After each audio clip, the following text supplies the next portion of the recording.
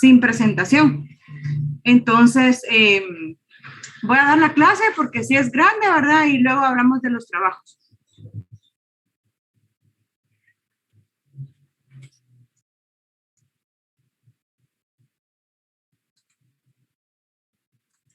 Entonces,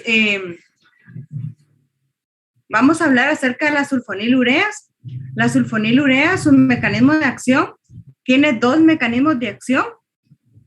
El primero consiste en incrementar las cifras de insulina al reducir la depuración de la hormona.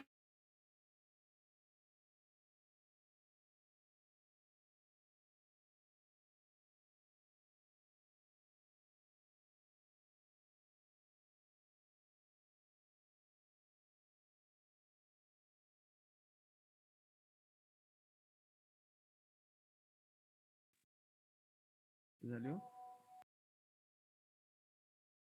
Cosa al interior de la célula.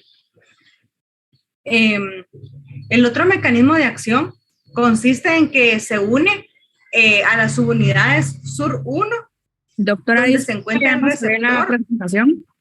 Doctora, no se le ve la presentación, se le cortó. Voy a tratar de cargarles que la señal por lo mismo de las lluvias está, permiten.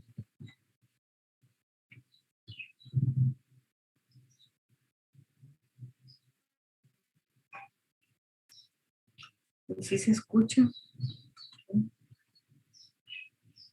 Sí, ahorita sí, doctora, pero anteriormente cuando comenzó se le fue la señal y se fue la diapositiva.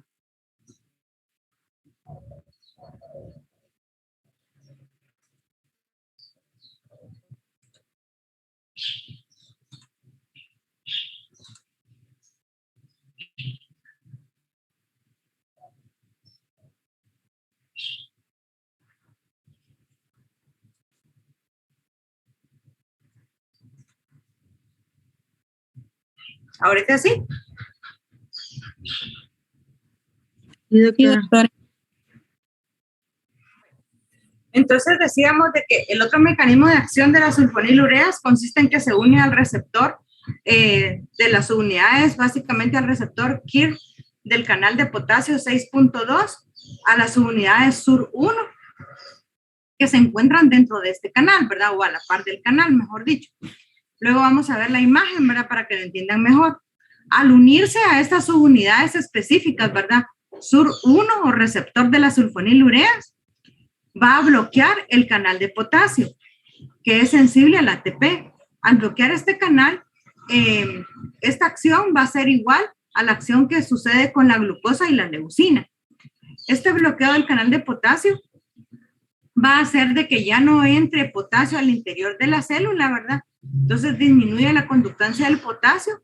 Esto va a producir una desporalización de la membrana y la desporalización a su vez va a conducir a la entrada de calcio. La entrada de calcio va a hacer de que se produzca la exocitosis de insulina. Entonces acá podemos ver que tenemos acá el canal de potasio, el KIR 6.2, y acá tenemos el receptor SUR1, ¿verdad? De las sulfonilureas. Entonces las sulfonilureas se unen a su receptor dentro de aquí del canal, lo bloquean. Al bloquearlo, pues ya no puede ni salir ni entrar potasio, ¿verdad? Esto causa una despolarización de la membrana. La despolarización a su vez, ¿verdad? Va a permitir la entrada de calcio al interior de la célula. Esto va a causar una fosforilación y esto va a conducir a una exocitosis de insulina, ¿verdad? Es importante resaltar que al darle a un paciente sulfonilureas por mucho tiempo, años, ¿verdad? De estar tomando sulfonilureas, estamos como exprimiendo ese páncreas, ¿verdad? Entonces va a llegar un momento en que ya no va a ser sensible, ¿verdad? Ese receptor de las sulfonilureas, ¿verdad? Y es por eso de que nosotros siempre tenemos que insistir en el paciente la dieta, el ejercicio, ¿verdad? Hacerle pruebas renales también, pruebas hepáticas, ¿verdad? Por el metabolismo de estos medicamentos.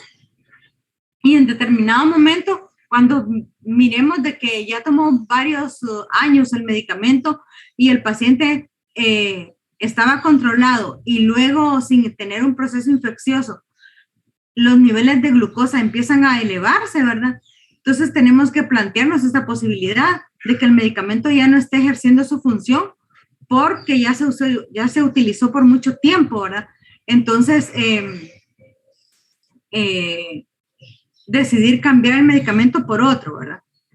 Bueno, entonces, estos son los dos mecanismos de acción de la sulfonilureas, ¿verdad? Que se tienen que aprender y entender, ¿verdad? Son fáciles. Dentro de la clasificación de las sulfonilureas, sabemos que existen sulfonilureas de primera y de segunda generación. Dentro de las de primera generación tenemos a la tolbutamida, clorpropamida, tolasemida y acetoxamida. Estas fueron las primeras en sintetizarse, ¿verdad? O sea, las primeras que fueron, por así decirlo, descubiertas, ¿verdad? Y tienen una vida media muy prolongada, ¿verdad? Por lo mismo, los pacientes tenían como efecto adverso hipoglicemia, que inclusive los podía llevar al coma. Entonces, decidieron sintetizar otro tipo de sulfonilureas, que son las de segunda generación. Estas son 100 veces más potentes que las de primera generación, pero sin embargo, la dosis y la vida media, ¿verdad?, de estos medicamentos permite de que sean mejor utilizadas. Entonces, dentro de las que utilizamos actualmente, ¿verdad?, están las de segunda generación. Tenemos a la más común, que es la gliburida, conocida como glibenclamida, que la venden en la farmacia de la comunidad inclusive. Tenemos la glicipida, la glicacida y la glimepirida. Estos medicamentos se venden como monoterapias o también pueden incluir inclusive presentaciones de sulfonilureas combinadas con metformina, ¿verdad? Tienen una absorción gastrointestinal, deben ser administradas 30 minutos antes de las comidas. Los alimentos y la hiperglicemia reducen su absorción y se unen a las proteínas plasmáticas, específicamente la albúmina, en un 90 a un 99%.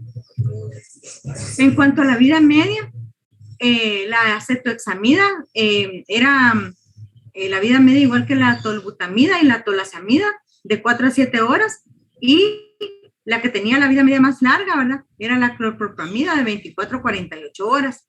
Mientras que las de segunda generación, su vida media es de 3 horas, pero el efecto de estos medicamentos tarda de 12 a 24 horas. Y las dosis, como vamos a ver más adelante, son más pequeñas. Todas tienen metabolismo hepático y excreción renal. Por eso es que, insisto, tenemos que hacerle siempre pruebas renales al paciente y pruebas hepáticas antes y durante su tratamiento.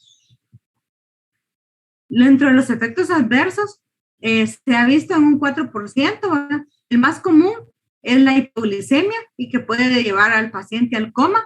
Como vieron, se administran antes de la comida. Entonces, si el paciente no come en todo el día, ¿verdad?, y se tomó el medicamento, pues corre riesgo de hipoglicemia, ¿verdad? Náuseas, vómitos, o son otros efectos adversos. Ictericia colestásica, agranulocitosis en menos frecuencia.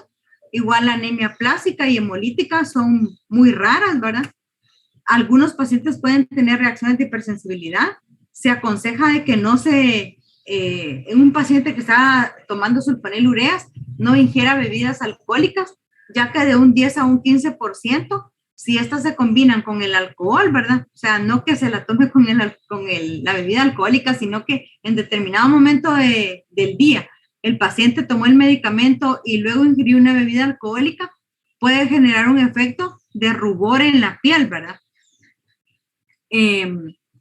También otro efecto adverso es hiponatremia, y esto se debe a que potencia el efecto de la hormona antidiurética.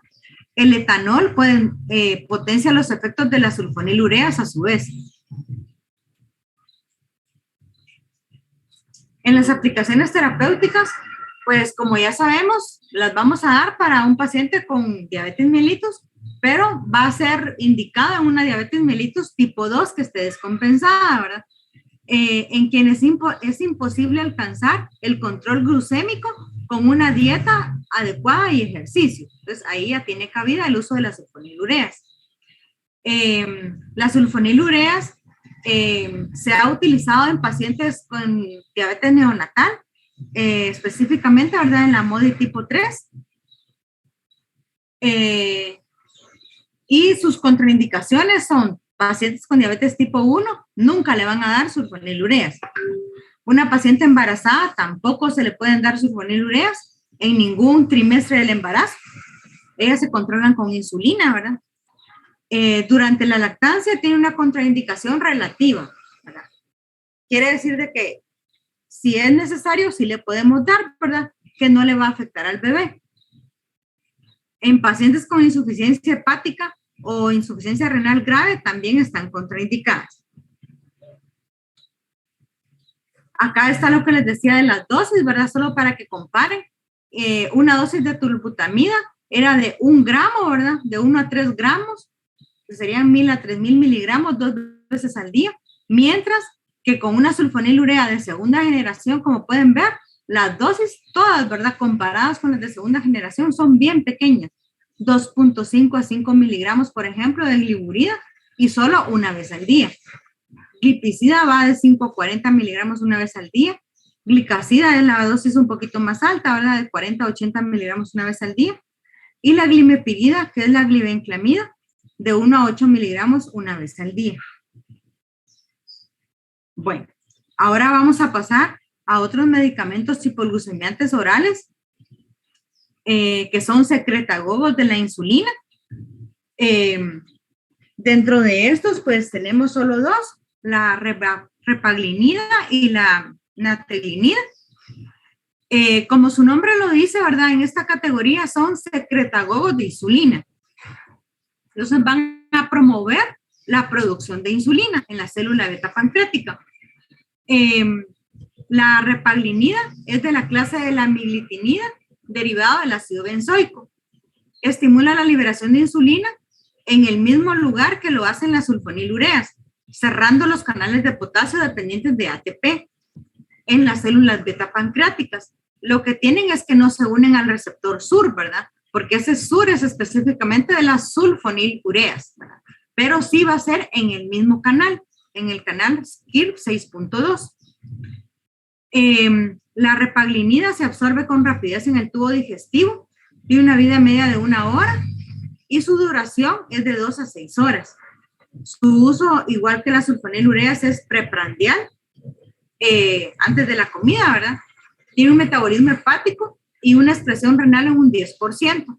El efecto adverso más frecuente sigue siendo la hipoglicemia. El otro secretagogo de la insulina, que es la nagletinida, ¿verdad? Lo vamos a ver ahorita después. Yo les introduje acá una célula beta, productora de insulina. La célula beta tiene una bomba de sodio-potasio ATPasa. Como ustedes ya saben, ¿verdad? Su función va a ser el intercambio de sodio y potasio. También, ¿verdad? Tiene ya vista de otra forma, ¿verdad? Sus receptores de sulfonilurea, sus canales de potasio,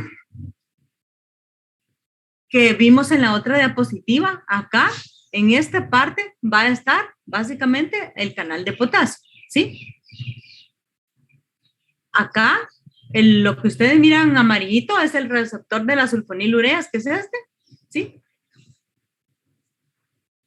Y acá tenemos nosotros a una molécula ya sea de nagletinida o de repaglinida, que van a ser los secretagogos de insulina, que van a unirse al mismo sitio, ¿verdad? En el canal de potasio, en el canal KIR 6.2, van a bloquear este canal de potasio. Entonces dijimos que al bloquear el canal de potasio, ya no sale ni entra potasio, ¿verdad? Y esto va a provocar esporalización de la membrana. Se cierran los canales de potasio, entonces el potasio se queda adentro, ¿verdad?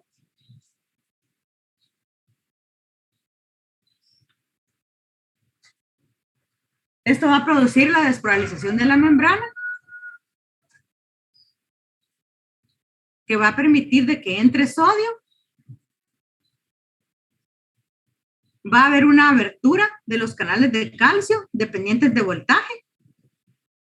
¿Sí? Dijimos de que acá va a haber una fosforilación, el aumento del calcio,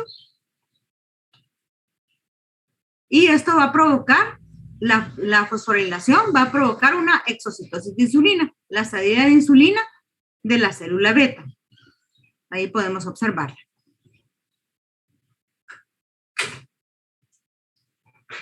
Entonces, la nagletinida, que es otro secretagogo de insulina, esta básicamente es derivada de la D-fenilalanina. En cambio, la rapaglinida era derivada de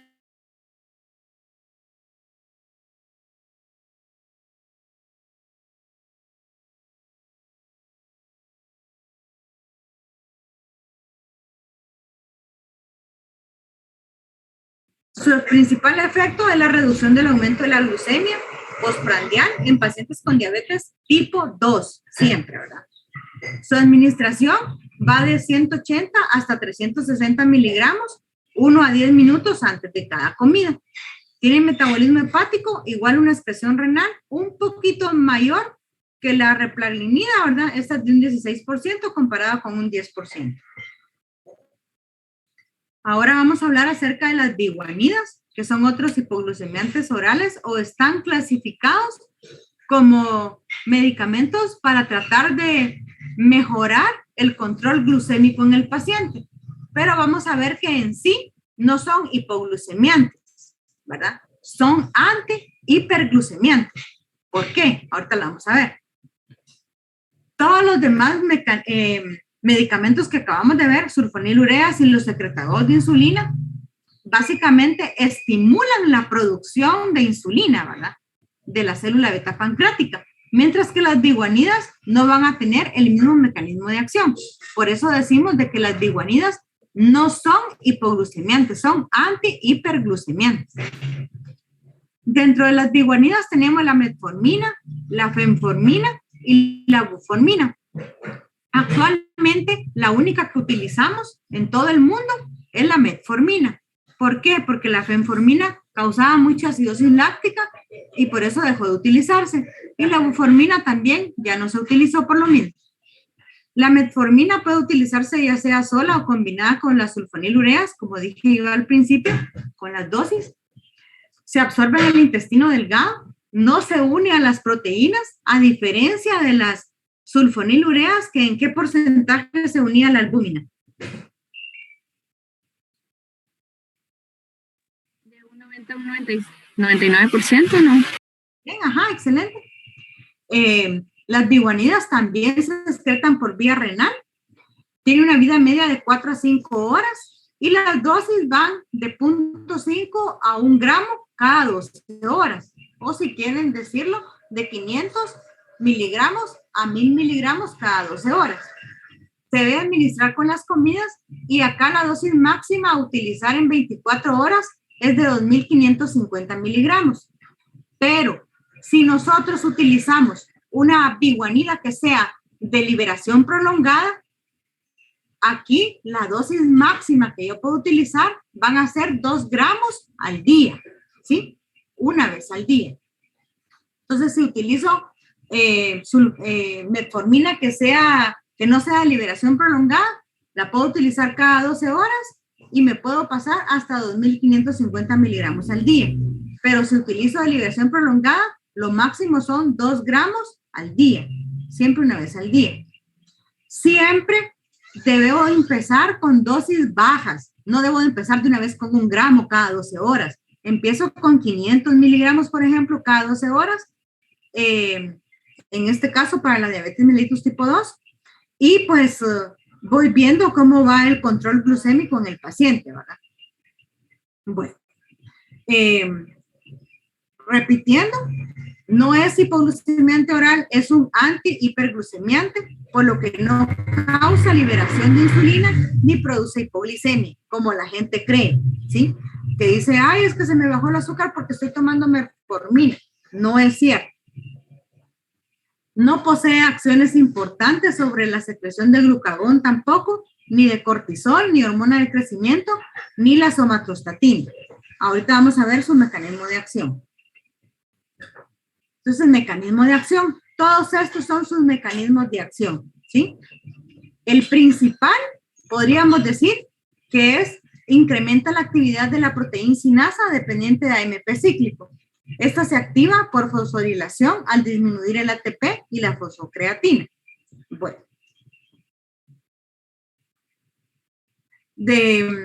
Al tener ya la proteína sinasa activa, ¿verdad? ¿Qué es lo que va a suceder? Esta proteína sinasa, dependiente de AMP cíclico o de lo que esté fosforilada, mejor dicho, ¿verdad?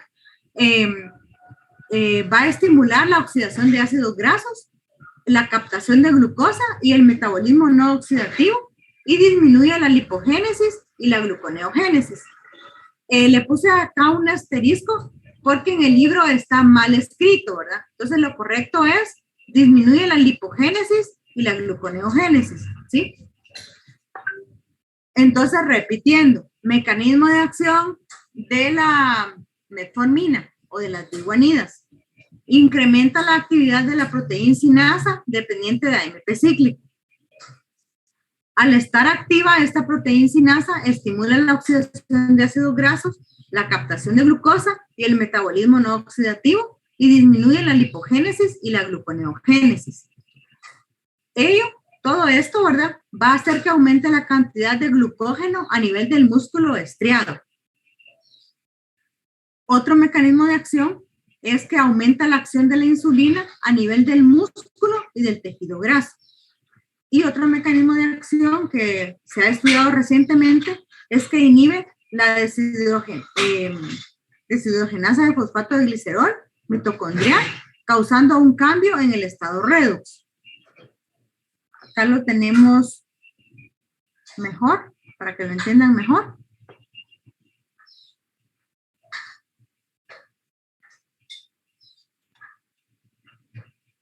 Entonces dijimos, ¿verdad?, de que activa la proteína sinasa dependiente de AMP cíclico, que ya esté, media vez ya está activa, ¿verdad? Va a producir disminución de la actividad de aquí esto está tomado de una diabetología, ¿sí? Donde sus mecanismos de acción ya están más específicos. Acá tenemos, les voy a poner todo para... Entonces, a nivel hepático, ya que está activa la proteína sinasa de AMP cíclico, disminuye la actividad de la acetilcoenzima A carboxilasa, ¿sí? También disminuye la expresión del elemento regulador del esterol unido a la proteína 1 y disminuye la gluconeogénesis.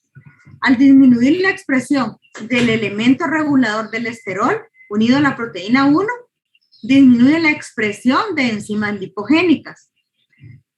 Estas dos acciones, la disminución de la expresión de las enzimas lipogénicas y la disminución de la actividad de la acetilcoenzima carboxilasa, son las que van a provocar el aumento de la oxidación de los ácidos grasos y van a provocar disminución de la síntesis de proteínas de muy baja densidad. Con esto va a hacer de que el paciente disminuya la esteatosis hepática y aumente la sensibilidad hepática a la insulina. Por otro lado, a nivel del músculo, ¿verdad?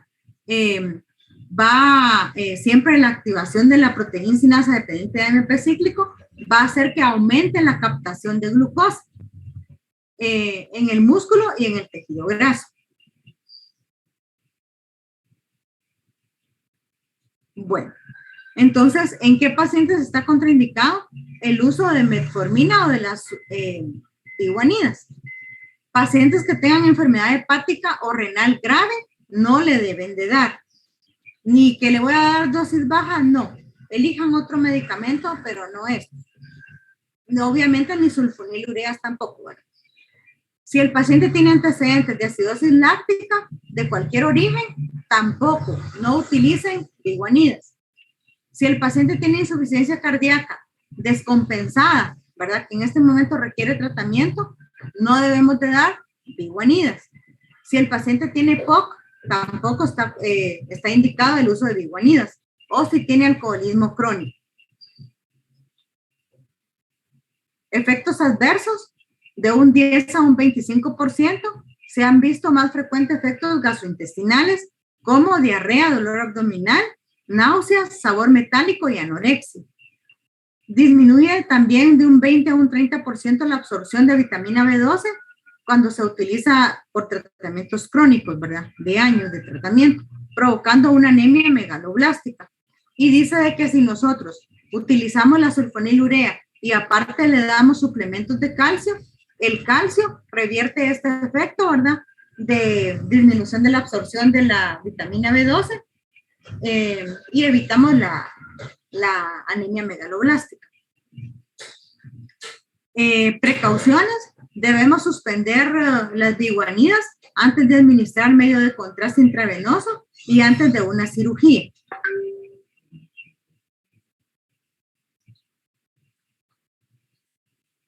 Hasta donde vamos, ¿tienen dudas? Y luego sigo con lo demás. Una pequeña, doctora, con respecto a lo que es la metformina. Ajá. Ya habiendo visto el mecanismo de acción y explicando usted que es un antihiperglucemiante y que no va a producir ni insulina ni la hipoglucemia, entonces lo único que ayuda es como quien dice a metabolizar, ayudar más bien perdón, ando algo confundida. Como que dice ayudar a que sea más rápido el metabolismo de lípidos, ¿verdad? Porque el paciente como tal, al tener la diabetes, no puede hacerlo por sí solo su metabolismo. ¿Cómo está eso? Ajá, esa es una de las funciones. Pero en cuanto al nivel de glucosa, ¿verdad? En sangre, a lo que ayuda es aumentar la acción de la insulina a nivel del músculo y del tejido graso.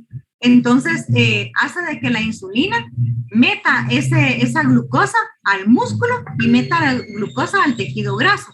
Entonces, para que no anden los niveles altos en sangre, ¿verdad? Sino que sea introducido a estos órganos y sea aprovechada a este nivel por nuestro cuerpo, ¿verdad? Entonces, ¿por qué decimos que no es hipoglucemiante?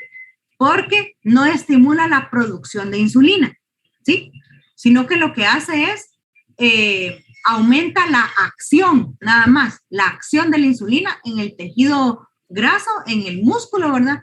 Y aparte, ayuda a la oxidación, ¿verdad? En el metabolismo no oxidativo de los ácidos grasos, a la gluconeogénesis también, ¿verdad? A nivel de la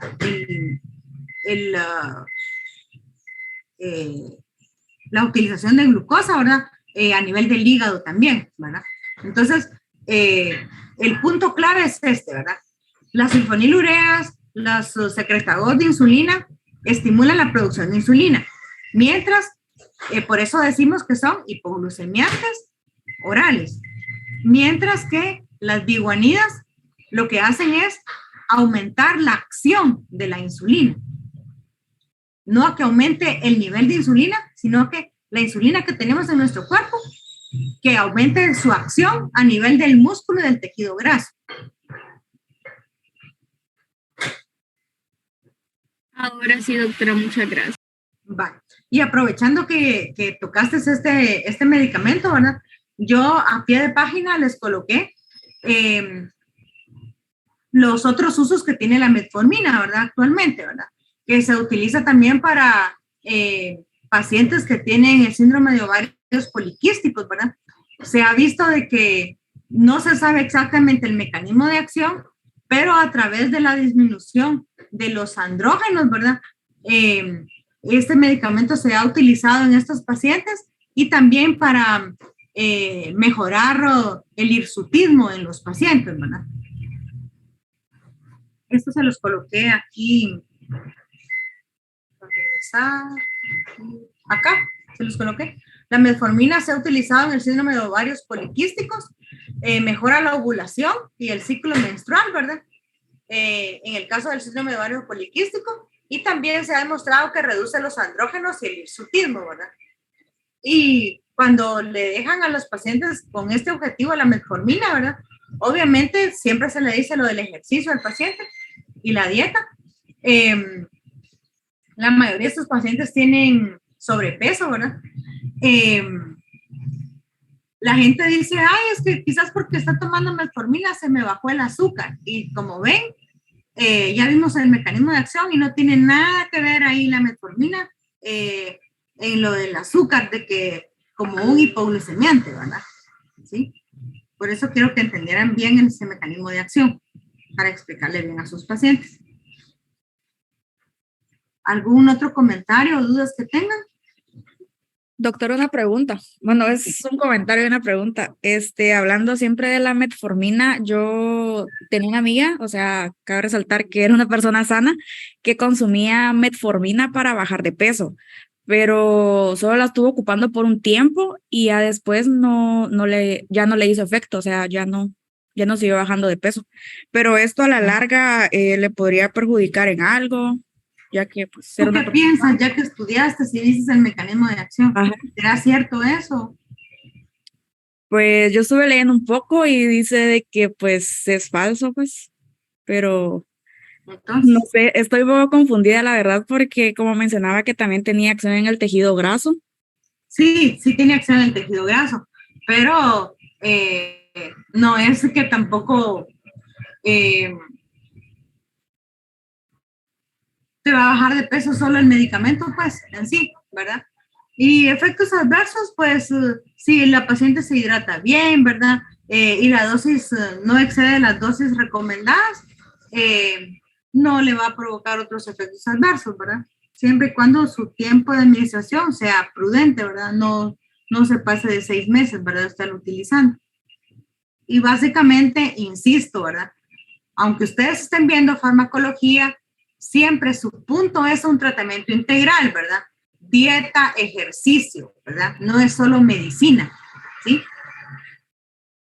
Entonces, en base, como tú dijiste, a los mecanismos de acción, sí podríamos decir que sí interviene en el metabolismo de los ácidos grasos. Esta paciente, por ejemplo, puede mejorar sus niveles de colesterol, ¿verdad? Pero no tanto decirte que por eso va a bajar de peso, ¿verdad? Gracias, doctora. Bueno, ahora vamos a pasar a las tiazolidinedionas. Dentro de esto, ¿verdad? Tenemos, existieron 3, ¿verdad? La troglitazona, esta fue sacada del mercado por la toxicidad hepática grave y actualmente se comercializa la rosiglitazona y la pioglitazona.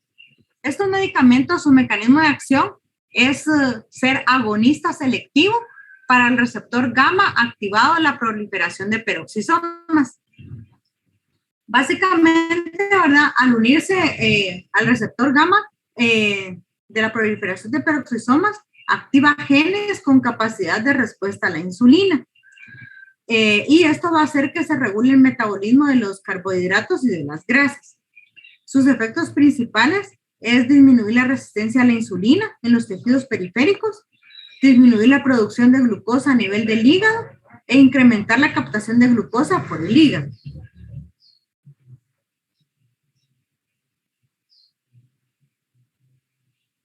Entonces, va a actuar, ¿verdad? En 3 órganos principales, igual que como lo hacen las biguanidas: hígado, tejido adiposo o tejido graso y músculo. Todos ellos van a tener receptores de gamma de la proliferación de peroxisomas. Entonces, a nivel del hígado, por ejemplo, ¿verdad? Tenemos el hígado, la vesícula biliar. Bueno, entonces, la activación directa del receptor gamma de los peroxisomas, de la peroxidación de los peroxisomas, va a provocar modificación de los genes de expresión de transcripción. Esto va a hacer de que disminuya el factor de necrosis tumoral alfa, disminuya la leptina y aumente la adiponectina. A su vez, ¿verdad? También esto va a provocar disminución de la lipólisis, disminución de los ácidos grasos libres, ¿verdad?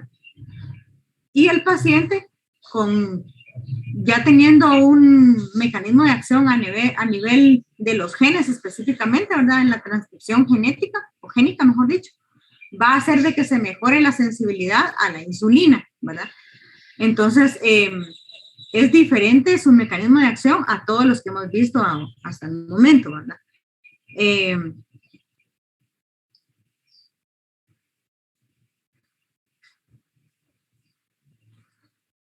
De estos dos medicamentos que dijimos que están actualmente, la pioglitazona y la rosiglitazona, la pioglitazona reduce los triglicéridos de un 10 a un 15% e incrementa las concentraciones de lipoproteínas de alta densidad por efectos sobre el receptor alfa de la peroxidación de los peroxisomas, el receptor alfa y el receptor gamma. Y también aumenta las lipoproteínas de baja densidad.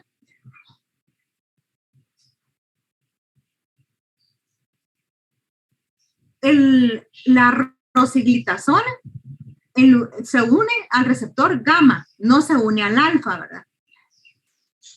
¿Por qué es importante hacer esta diferencia entre las dos? Porque a pesar de que las dos actúan a nivel de los peroxisomas o de la peroxidación de los peroxisomas, la pioglitazona actúa en los dos, en el receptor alfa y en el receptor gamma, con lo cual disminuye los triglicéridos e incrementa las cifras de lipoproteínas de alta densidad, que como nosotros sabemos, estas son las buenas, ¿verdad? En cambio, la rosiglitazona solo se une al receptor gamma. Las dos aumentan la LDL, que idealmente fueran ideales si no aumentaran también la LDL, ¿verdad? Que solo aumentaran las HDL, pero las dos aumentan la LDL. Sin embargo, la pioglitazona se ha visto, ¿verdad?, de que mejora y se puede utilizar, ¿verdad?, en pacientes que han tenido un infarto agudo del miocardio porque incrementa las proteínas de alta densidad, mientras que la rosiglitazona no las incrementa, ¿verdad?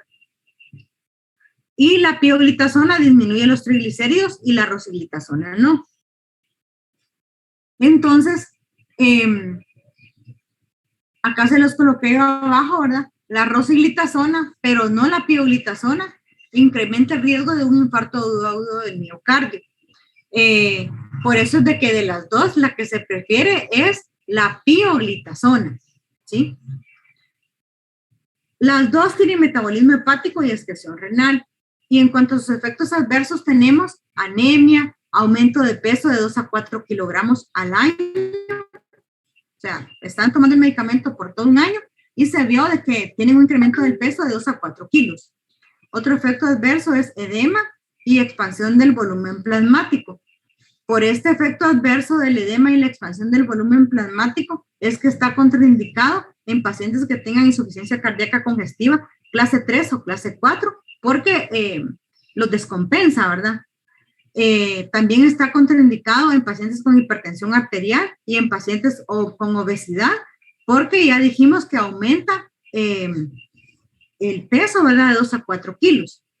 Otro efecto adverso que se ha visto también con el uso crónico es que aparecen fracturas, ¿verdad? Disminuye la osteoporosis, ¿verdad? Por la que ocasiona fracturas en el paciente.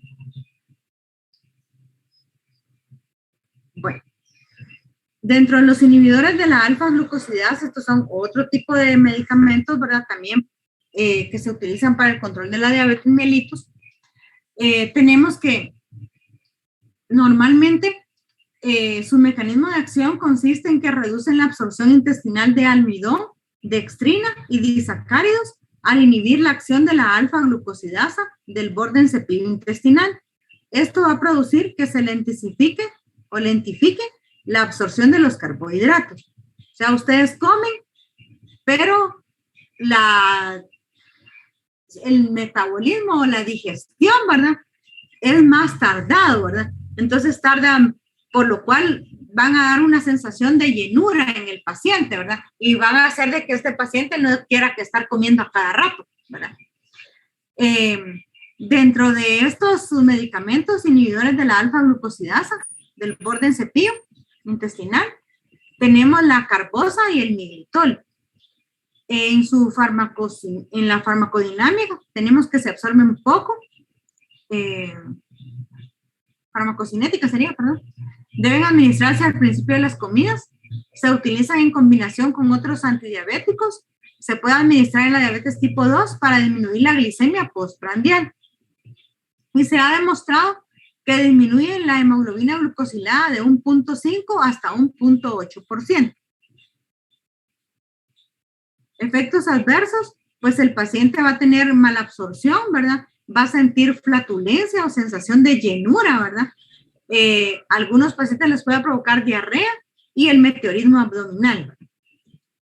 Las dosis van de 25 miligramos al día y se pueden ir incrementando por intervalos hasta llegar a 75 miligramos al día como máximo. Luego tenemos las incretinas. Esto es lo más nuevo que tenemos hoy en día. Las incretinas, nuestro cuerpo las produce fisiológicamente. El problema es que su vida media es bien corta, ¿verdad? Entonces, por eso es de que se han hecho hoy en día análogos, ¿verdad? Sintéticos de las incretinas. Entonces, ¿qué son las incretinas? Son polipéptidos. Tenemos, por ejemplo, el polipéptido insulinotrópico dependiente de glucosa, que es conocido como GIP, y también tenemos otra incretina que es el péptido glucagonoide, conocido como GLP-1. Los dos estimulan la secreción de insulina dependiente de glucosa, son liberados en la parte alta y baja del intestino. El GLP-1, además de ejercer la estimulación de la secreción de insulina dependiente de glucosa, también disminuye la secreción de glucagón, lentifica el vaciamiento gástrico, aplaca el apetito en el paciente, por lo mismo. Se inactiva en 1 a 2 minutos luego de ser sintetizado en nuestro cuerpo. Esto es lo fisiológico a través de la enzima dipeptidiltransferasa 4. Entonces, hoy en día se han hecho análogos sintéticos que sean resistentes a la degradación de la dipeptidiltransferasa 4 y que activan la proteínasa dependiente de AMP cíclico. Dentro de estos tenemos, por ejemplo, la exentina. Esta se administra la exentina 4, perdón, se administra 2 veces al día. Y su nombre comercial es la exenatida. Este medicamento, por lo mismo de que hace que el paciente tenga sensación de llenura, ¿verdad? Disminuye el apetito en el paciente, ya que su vaciamiento gástrico es lento, hace de que el paciente pueda tener una pérdida de peso de 2 a 4 kilos y disminuye la hemoglobina glucosilada hasta un 1%. Entonces, son más efectivos, ¿verdad? Tenemos otro compuesto también que es una incretina, que se sintetizó posterior, ¿verdad? Que es la liraglutida. Este es un agonista del GLP-1 sintético, ¿verdad? Tiene una vida media de 12 a 14 horas y se une a la albúmina, por lo cual se administra 1 vez al día por vía subcutánea. Hoy en día, como les digo, ¿verdad? Hacia esto va los avances, ¿verdad? Tenemos agonistas del receptor del GLP-1, ¿verdad? Estos agonistas del receptor del GLP-1 sintéticos, ¿verdad? Tenemos la albiglutida, la tulaglutida y la lixilsenatida. Todos tienen el mismo mecanismo de acción, estimular la proteínasa dependiente de AMP cíclico. Y son resistentes a la degradación de la dipeptidiltransferasa 4. Su otro mecanismo de acción que se ha visto es el inicio de la señalización PKC y P13K y altera la actividad de varios canales iónicos.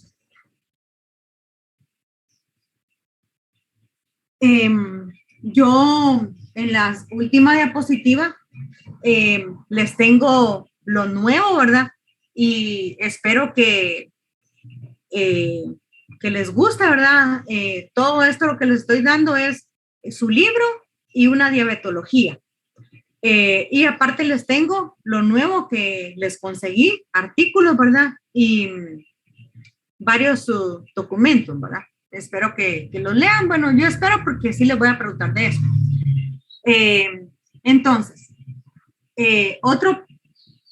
otra clase de medicamentos, ¿verdad? Siempre para controlar la diabetes mellitus tipo 2, tenemos específicamente inhibidores de la dipeptidil transferasa 4. Dentro de estos tenemos las gliptinas, ¿verdad?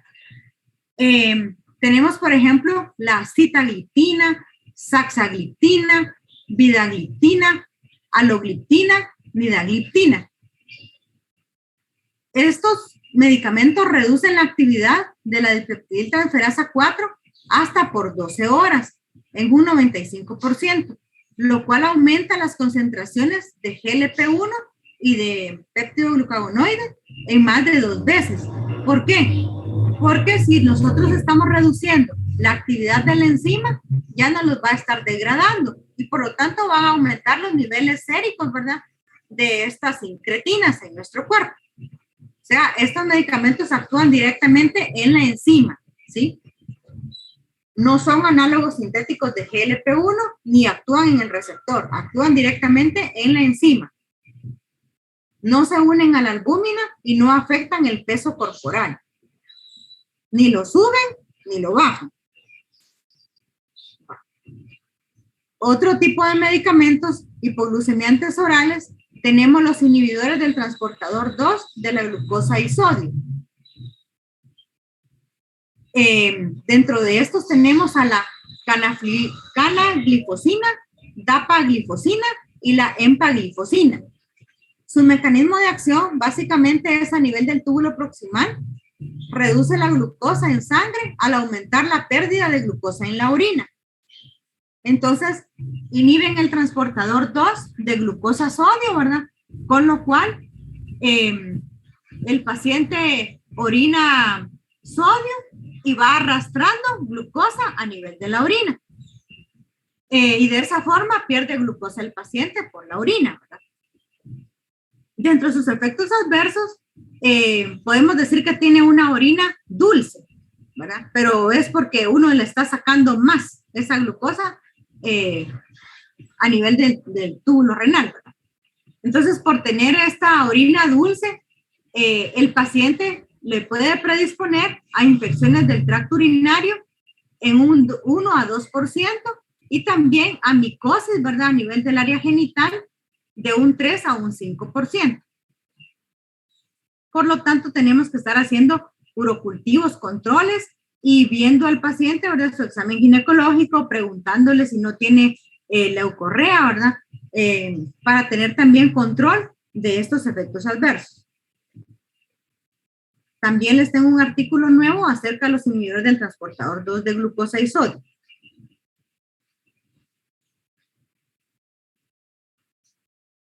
Tenemos otro medicamento que se llama pranlintida, que es una forma sintética de la amilida, que es un péptido amiloide de los islotes que se secreta junto con la insulina. En la clase anterior del lunes pasado, se recuerdan que yo les traía primero todas las células que tiene nuestro páncreas, ¿verdad? Que no solo tiene células beta, ¿verdad? Son importantes las células beta porque secretan insulina, pero también son importantes las células alfa, porque secretan glucagón, las células delta, ¿verdad? Toda la síntesis de la grelina, y esto solo es la función endocrina del páncreas, porque aparte dijimos que también tenía función exócrina, produciendo enzimas digestivas. Bueno, entonces, la pranlintida, la activación de su receptor causa reducción de la liberación de glucógeno y un retraso también del vaciamiento gástrico y de la saciedad. Y este es el único medicamento hipoglucemiante que está aprobado para utilizarlo tanto en pacientes con diabetes tipo 1 como con diabetes tipo 2.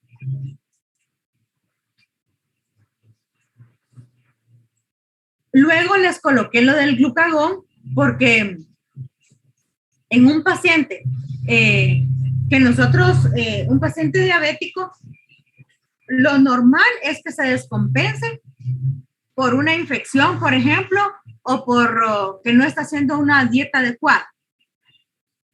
Y pues le dé hiperglicemia, ¿verdad? Pero también hay que considerar que le puede dar hipoglicemia, tanto en la diabetes tipo 1 como en la tipo 2, ¿verdad? Si se colocó la insulina y no comió, o vino la enfermera y se confundió, en la orden médica decía, por ejemplo, administrar,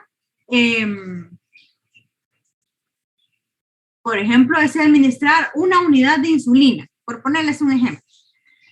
Y vino y agarró la jeringa de insulina, pero ella pues no sabía, ¿verdad? Y donde vio que decía número 1, hasta ahí le colocó de insulina. O sea, le colocó 1 ml, no le colocó 0.1, que sería una unidad. Entonces le colocó 10 veces la cantidad de insulina que le habían ordenado. Y obviamente el paciente, ¿verdad? Empezó con alteración del estado de conciencia, convulsionando, ¿verdad?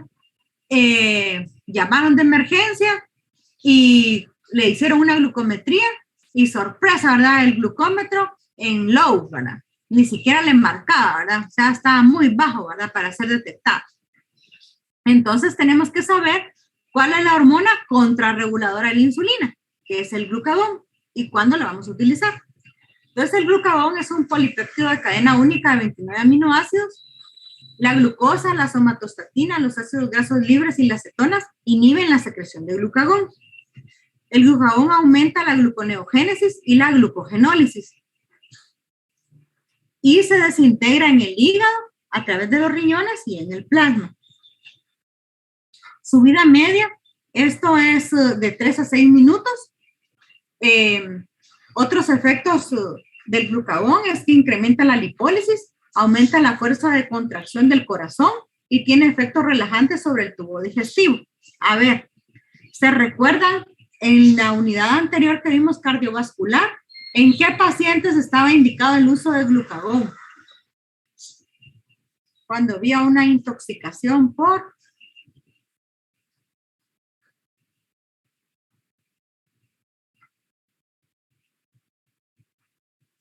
Era pregunta del examen.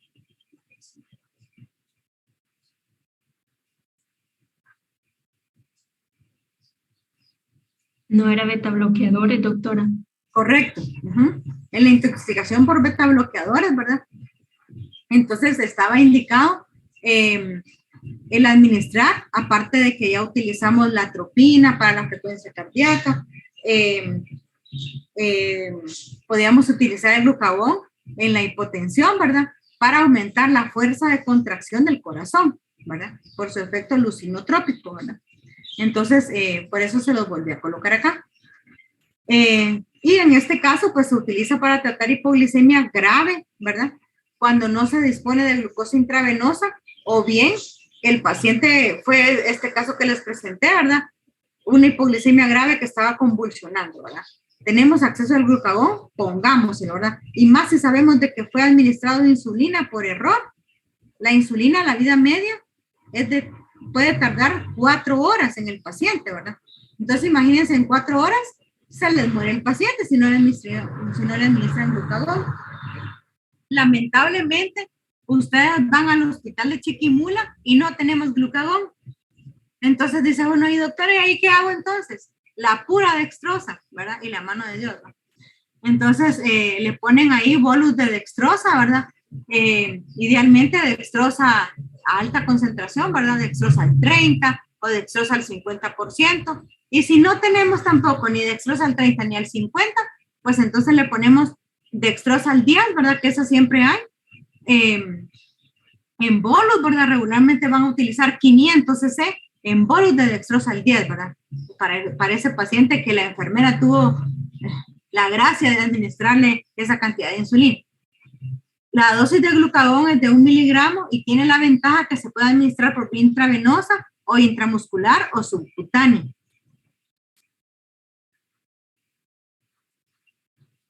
Y pues la somatostatina también, ¿verdad? Es otra hormona contrarreguladora que también Ese es un péptido cíclico de 14 aminoácidos, inhibe la liberación de la hormona estimulante de la tiroides y de la hormona del crecimiento. También inhibe la liberación de la gastrina, motilina, péptido intestinal vasoactivo, conocido como VIP, la glicentina, polipéptido gastrointestinal, la insulina, el glucagón y el polipéptido pancreático. Por eso se las puse acá. Los usos de la somatostatina, pues bloquea la liberación de hormonas y neoplasias secretoras de sustancias endócrinas, como en los insulinomas, en los glucagonomas o en los tumores carcinoides, pacientes con acromegalia y en la enfermedad de Cushing está indicado el uso de la somatostatina. Su vida media es corta también, de 3 a 6 minutos nada más. En cuanto a la somatostatina endógena, es que tiene una vida media de 3 a 6 minutos. Efectos adversos, cálculos, sedimento biliar, ritmos cardíacos anormales, síntomas gastrointestinales, hipoglicemia o hiperglicemia, porque como actuaba, inhibía el glucagón o la insulina, ¿verdad? Hipotiroidismo y bocio. Actualmente, un análogo sintético de la somatostatina es el ocreótido. Este ocreótido tiene una vida media más prolongada, ¿verdad? Y es por eso de que es lo que compran en el hospital.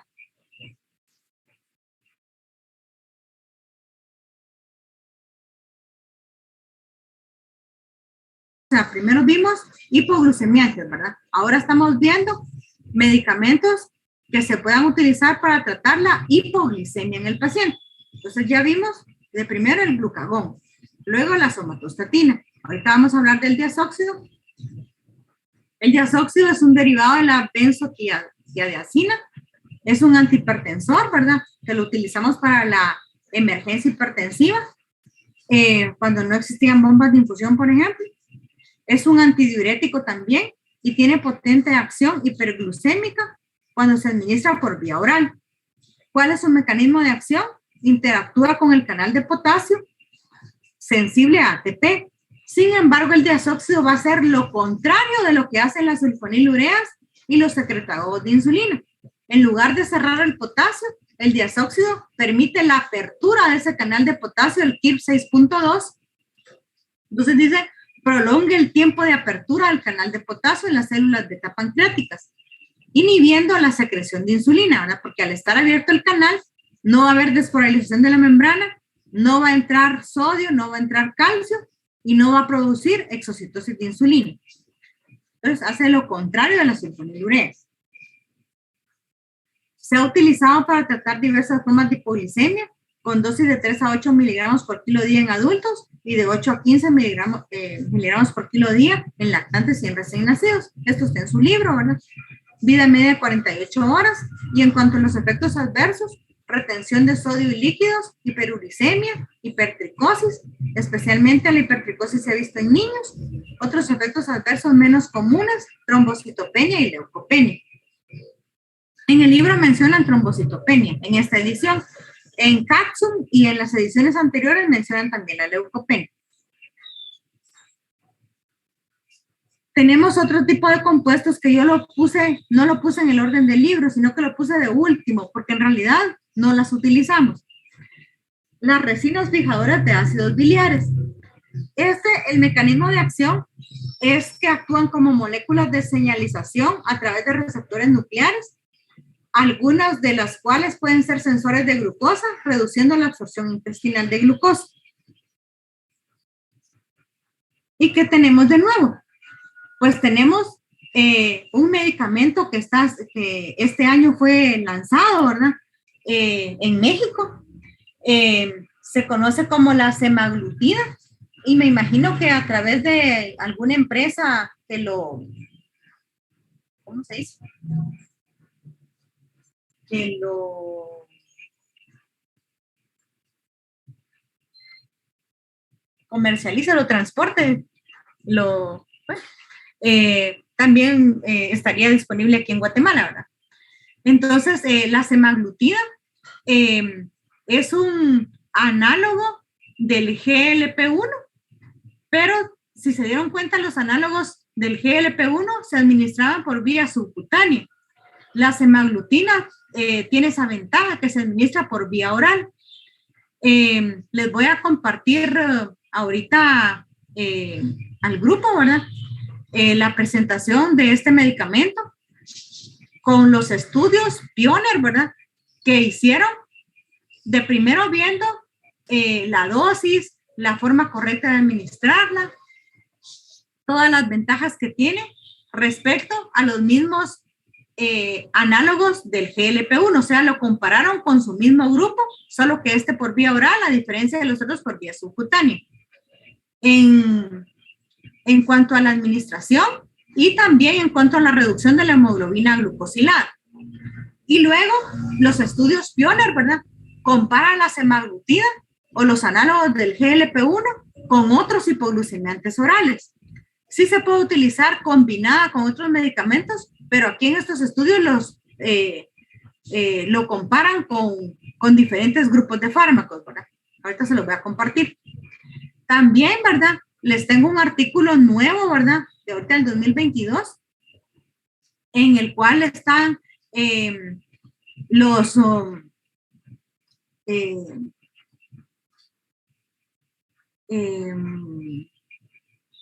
inhibidores del receptor, del transportador, mejor dicho, de sodio y glucosa, ¿verdad? Que también está en boga actualmente. Y su utilización básica es en pacientes que tienen hipertensión y son diabéticos. Entonces, las guías actuales, ¿verdad? No solo tratan a un paciente diabético, sino que dice diabetes y aparte es hipertenso o qué otras comorbilidades tiene, ¿verdad? En base a eso es de que uno va a elegir qué medicamentos hipoglucemiantes son los mejores para este paciente, que le permitan el control no solo de una patología, ¿verdad? Sino que 2 patologías con el mismo medicamento. Van a tener ustedes casos clínicos en los cuales van a ir a revisar las guías actuales de la diabetes, ¿verdad? Y yo les traje aparte un podcast que es de este año también. Salió en el MedChannel, en el como marzo de este año, ¿verdad? Entonces los voy a compartir y habla acerca de las complicaciones gastrointestinales en pacientes diabéticos. Entonces, ahorita antes de... Voy a compartir de una vez. Permítanme.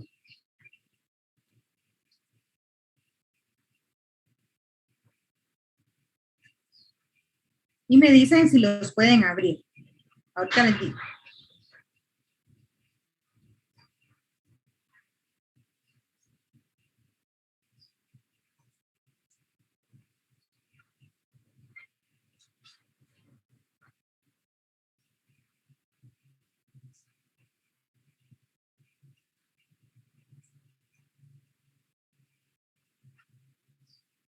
El primero que les acabo de enviar es acerca de, para que ustedes conozcan mejor la fisiopatología de los GLP-1, ¿verdad? De las incretinas.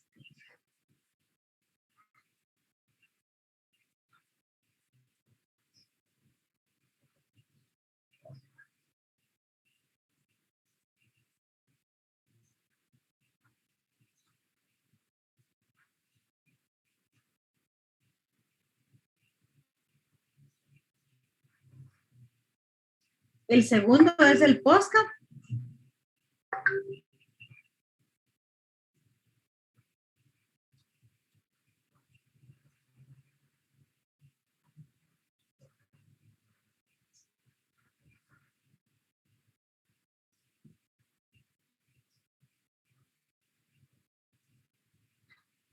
Y el tercero ya es toda la presentación de la semaglutida para que estén actualizados. Quiero ver, si me falta.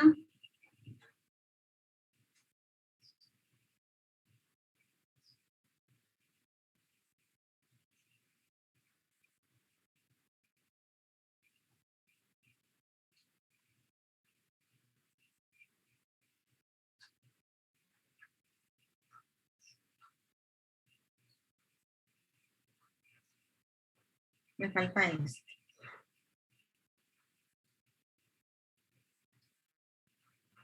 Esto es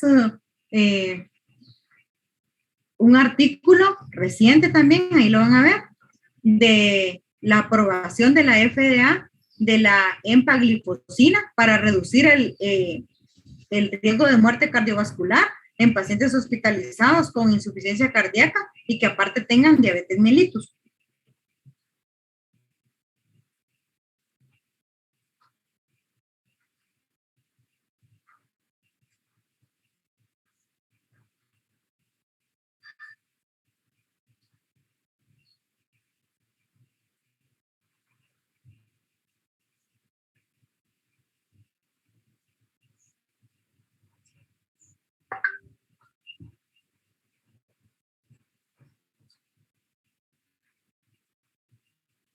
Intenten abrirlos para ver si los pueden abrir. Y si no, me dicen.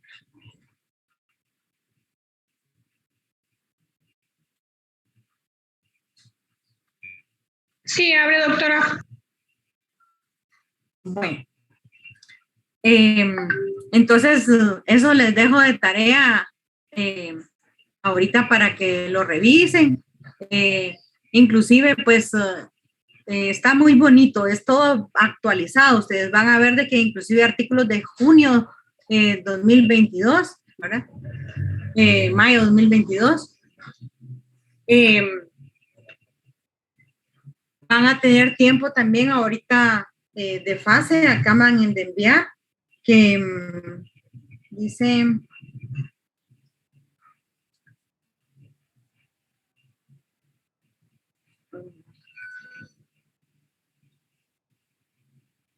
Permítanme.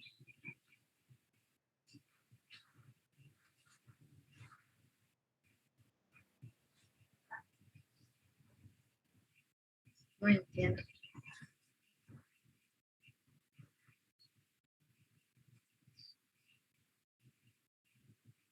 No, me mandaron un mensaje, pero no entiendo, o sea, para nosotros no tendría nada que ver. Que lo mande el doctor Somoza. Dice, docentes y estudiantes de la carrera, del Consejo Técnico de la carrera de médico y cirujano, asunto, suspensión de actividades culturales, deportivas y sociales, dice. Pero pues nosotros solo tenemos actividades académicas, ¿verdad? Virtuales, ¿verdad? Entonces, no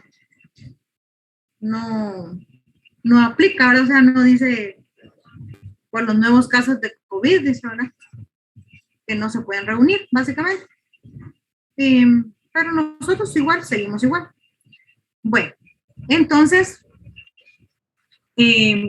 ahorita... Doctora, ajá, dime. buenas tardes.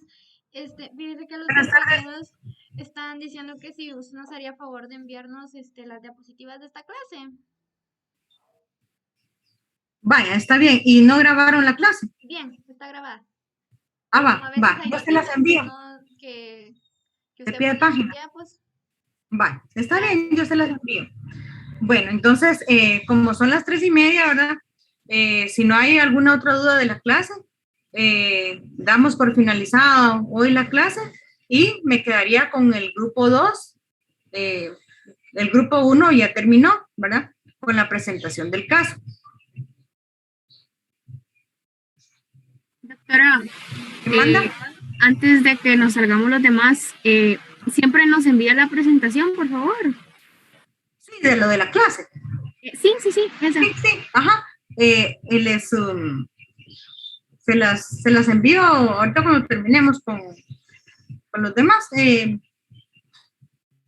Se las envío como lo hemos hecho, al correo de Katia. Katia, creo que es. Sí, va. Anaí, ay, perdón, Anaí. Bye. Yo te la envío, no tengas pena. Bueno.